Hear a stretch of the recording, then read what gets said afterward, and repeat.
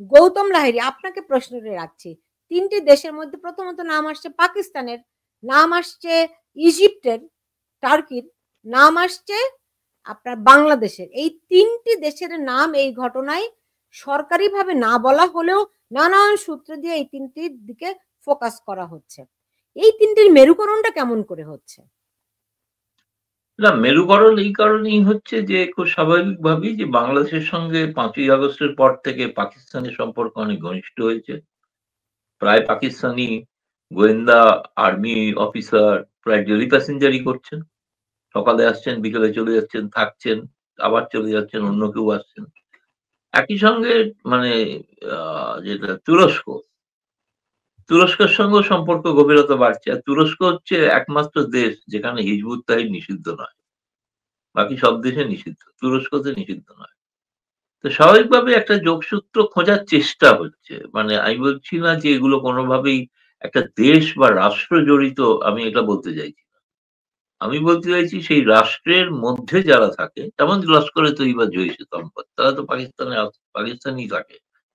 বাকি Hizb ut Tahrir এখন বাংলাদেশেই আছে। তো তারা তো প্রকাশ্যে ঘোষণা দিয়ে বলছে আছে। তাহলে এই সংগঠন বা যে পুরনো যে সংগঠনগুলো ছিল, আনসারি বাংলা, আনসারুল বাংলা ইত্যাদি যাদের নেতা কুখ্যাত জঙ্গিরা যারা জেল থেকে ছাড়া পেয়েছে। তো এই সব মিলিয়ে একটা ভারত এবং বিশেষ করে লস্কর-ই-তৈয়বার সেকেন্ড ইন কমান্ড, তার যে ভাষণ, সে বলেছে যে মানে বাংলাদেশকে এখন একটা লঞ্চিং প্যাড হিসেবে ব্যবহার করা হবে ভারতের বিরুদ্ধে। এই কারণেই সতর্কতা। এই নিয়ে এখনো নির্দিষ্টভাবে কোনো তথ্য সম্পূর্ণ হয়েছে এরকম নয়। এখন আমি জানলাম যে আমার মনে হয় খলিলুর রহমান আসার আগে আজকে তিনি ঢাকায় ভারতীয় হাই কমিশনার প্রণয় বর্মার সঙ্গে সাক্ষাৎ করেছেন, হাই কমিশনে গিয়ে। এবং সেখানে তাদের মধ্যে যে আলোচনা হয়েছে তার থেকে হচ্ছে একটা দ্বিপাক্ষিক বৈঠক হওয়ার সম্ভাবনা শোনা যাচ্ছে, হতে হবে। সেই কি বিষয়ে আলোচনা হবে সে বিষয়ে হয়তো মত বিনিময় হয়েছে। এবং এটা বেশ অনেক আগেই হলো, কারণ তার এখনো দিল্লি আসার সময় এখনো দেরি আছে। ফলে একটা সুনির্দিষ্ট কোনো কিছু তথ্যের আদান-প্রদান হয়তো হচ্ছে, যেটা ভারতে এসে বৈঠকের পর আমরা হয়তো আরো জানতে পারবো আরকি।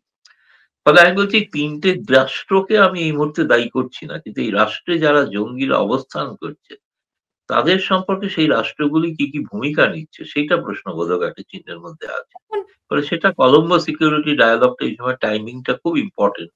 যে এই সময় এই বৈঠকটা কিন্তু ডাকা হলো আরকি। জি, এখন যদি কোনো এই ধরেন এই ৩ রাষ্ট্র আমি বাদ দেই। প্রতিবেশী রাষ্ট্রগুলোর মধ্য দিয়ে যদি কোনো ওই রাষ্ট্রের জঙ্গি কোনো সংগঠনের নাম আসে এই হামলার জন্য, সেই ক্ষেত্রে ভারত কি করবে? না, সে তো এখন আপনি বলছেন যদি। আগে আসুক। আমি যদির ভিত্তিতে বলে কোনো আগাম কিছু মন্তব্য করতে চাই না। যদির ভিত্তিতে কোনো প্রশ্ন হয় না, যদির কোনো উত্তর হয় না। যদি হচ্ছে যখন হয় তখন দেখা যাবে, তখন ভারত এখনো তো জানি না যে ভারত সরকার তো এই বিষয়টা কোনো কি, আমি তো ভারত সরকারের প্রতিনিধি নই। ভারত সরকারের পদাধিকারীও নই। আমি সাংবাদিক হিসেবে খবর সংগ্রহ করি। ফলে ভারত সরকার যখন এই বিষয়টা নিয়ে কোনো সংবাদের সূত্র আমি জানতে পারবো, তখনই বলবো। কিন্তু ভারত কি করবে এটা আমি তো আমার আগাম করে মন্তব্য করতে পারি না আরকি, ১ নম্বর। ২ নম্বর কথা, এটা ঘটনা জেনে রাখা উচিত যে ভারতের যেটা পাকিস্তানের বিরুদ্ধে অভিযান ছিল অপারেশন সিন্দুর, সেটা কিন্তু জারি আছে। সেটা স্থগিত নয়। ফলে সেক্ষেত্রে সামরিকভাবে কোনো সিদ্ধান্ত হবে কি হবে না সেটা তখন জানা যাবে। তখনকার আ বিষয়। তবে এটা নিয়ে আগাম কিছু হতে পারে, না হতে পারে। এখন দেখুন খলিলুর রহমান আসছেন। তার সঙ্গে আলোচনার পর গোটা ব্যাপারটার একটা ফয়সালা হলো, নির্যাস হলো। বাংলাদেশ প্রতিশ্রুতি দিল যে সেখানে বাংলাদেশের জমি থেকে যদি কোনো ভারত বিরোধী কার্যকলাপ হয়, সেটার বিষয়ে তারা সেটা দেখবেন। এরকম যদি তারা প্রতিশ্রুতি দেন, তাহলে তখন সেটা ব্যাপার ভেবে দেখার বিষয় আছে। কিন্তু আগাম এই বিষয়ে পেলেই কি করা হবে? পেলে তো যদি পাওয়া যায়, ১ম কথা চাওয়া হবে যে যেটা পাকিস্তানের কাছেও চাওয়া হয়েছে। যে সেইসব জঙ্গিদের বিরুদ্ধে রাষ্ট্র উপযুক্ত ব্যবস্থা গ্রহণ করুক। তাদেরকে ন্যায় বিচার করুক, তাদেরকে আইনের বিচারের আওতায় আনুক। এটা তো ১ম দাবি হবে। জি। মঞ্জুরুল হক, এই যে উম আ কি বলা যায় এটাকে যে আ ঢাকা না দিল্লি, ঢাকা, ঢাকা অনেক স্লোগান এলো, তাই না? এখন এই খলিলুর রহমান তার প্রতিনিধি নিয়ে দিল্লিতে যাচ্ছেন, তাই না? তো তো তাদের ক্ষেত্রে সবকিছু ঠিক আছে নাকি? এটা খুব মানে বলা মুশকিল, মানে এই বিষয়টা নিয়ে কথা বলতে গেলে অনেকক্ষণ কথা বলতে হয়। এগুলো আসলে খুব বিরক্তিকর একটি বিষয়, কারণ হিপোক্রেসিরও একটা সীমা থাকে, কিন্তু এই বিষয়গুলোর কোনো আসলে সীমা পরিসীমা নাই এই হিপোক্রেসি। আপনি ধরুন যে যদি এখন ডাটা কালেকশন করে দেই, তাহলে দেখা যাবে যে 2024-এর জুলাইয়ের আগের বছর যদি আমরা ধরি, 2023-এর জুলাই থেকে 2024-এর জুলাই পর্যন্ত ভারতের সঙ্গে বাংলাদেশের যে বাণিজ্য, সেখানে ভারত থেকে বাংলাদেশে যে পরিমাণ টাকার পণ্য গিয়েছে, ধরুন আহ এক এক বিলিয়ন ডলারের পণ্য, এক মিলিয়ন ডলারের পণ্য গিয়েছে, কিন্তু 2024-এর জুলাই থেকে 2025-এর জুলাই পর্যন্ত বাংলাদেশে পণ্য গেছে 1.5 বিলিয়নের, অর্থাৎ বেশি। তো একদিকে হচ্ছে ভারত থেকে পণ্য আপনি বেশি আনছেন বিগত সরকারের আমলে, আবার পাশাপাশি আপনি সকাল বিকাল নিয়ম করে ভারত বিরোধী বক্তব্য দিচ্ছেন, সস্তা বক্তব্যগুলো রাস্তায় মানুষ খাচ্ছে, জনগণের ভিতরে এটা ভারত বিরোধী সেন্টিমেন্ট আছে, ধর্মীয় কারণে হোক বা যে কোনো কারণেই হোক সেন্টিমেন্ট আছে। তো সেইগুলোকে আপনি পাশে রাখার জন্য, আপনার পক্ষে নেওয়ার জন্য এই ডার্টি গেমটা খেলছেন। অথচ আপনি অফিসিয়ালি ভারত থেকে সব মানে অন্যান্য বছরের তুলনায় বেশি আমদানি করছেন, বেশি রপ্তানি করছেন। আপনি আদানিকে আহ, প্রথম পেমেন্ট দিচ্ছেন না, পরে যখন আদানি চাপ দিচ্ছে 12 তারিখের ভেতরে, 11 তারিখের ভেতরে পেমেন্ট না দিলে আমরা বিদ্যুৎ স্টপ করে দেব, আপনি সঙ্গে সঙ্গে তার পেমেন্টটাও দিচ্ছেন, তাই না? তো আপনি সুসম্পর্ক বজায় রাখার চেষ্টা করছেন, আপনি কূটনৈতিক সম্পর্ক বজায় রাখার চেষ্টা করছেন, এট দি সেম টাইম আপনার দলের লোকজন, আপনার জনগণের একটা অংশকে সংক্ষুব্ধ করার জন্য, উত্তেজিত করার জন্য এই যে ভারত বিরোধী স্লোগান দিচ্ছে, দিল্লি না ঢাকা, ঢাকা ঢাকা। কেন? দিল্লির সঙ্গে ঢাকার সম্পর্কটা কি? দিল্লির সাথে হাসিনারই বা সম্পর্কটা কি? আপনি আন্দোলনটা করছেন আওয়ামী লীগের বিরুদ্ধে, সেখানে দিল্লির সাথে এই ব্যাপারটা কোন জায়গায় যায়, কিভাবে যায়? এই ধরুন আপনি একটা রেফারেন্স দিই, আমি পাকিস্তানের ঘটনা দিই। ইসলামাবাদে যে ঘটনাটি ঘটলো 11 তারিখে, দিল্লিতে ঘটলো 10 তারিখে, ইসলামাবাদে ঘটলো 11 তারিখে। ইসলামাবাদ থেকে যে ফটোকার্ড গুলো আসা শুরু করলো, সরাসরি সেখানে বলা হয়েছে এই হামলার জন্য ভারত দায়ী। ঠিক আছে, এখন ভারত দায়ী বলার পরে 12 তারিখে বা 13 তারিখে কিন্তু ভারত বলে নেই যে দিল্লির হামলার জন্য পাকিস্তান দায়ী, কারণ তারা বলছে যে তদন্ত শেষ না হওয়া পর্যন্ত আমরা এই বিষয়ে কোনো মন্তব্য করছি না। তো এটা হচ্ছে কূটনৈতিক শিষ্টাচার। এখন আপনি যদি আগাম বলে বসেন যে এখানে আমরা জড়িত না, এই যে আমাদের পররাষ্ট্র উপদেষ্টা তহিদ সাহেব, ভারতের কয়েকটা মিডিয়াতে এটা নিয়ে কথা উঠেছে কি জন্য, যে আহ, সাইফুল্লাহ ওর সেকেন্ড ম্যান যে লস্করে তৈয়বার, তাদের একটা মিটিং এ ভাষণ দিয়েছিলেন তিনি 30 অক্টোবর। সেখানে তিনি স্পষ্ট করে বলেছিলেন যে আমাদের নেতা বসে নেই, উনি বাংলাদেশের যে আমাদের ভাইরা আছে ওদেরকে মোবিলাইজ করার কাজ করছেন। এই মর্মে আজতক পোর্টালে একটি খবর ছাপা হয়েছিল এবং আজতক বলে দিয়েছিল যে আমাদের কাছে এই ভিডিওটি রয়েছে।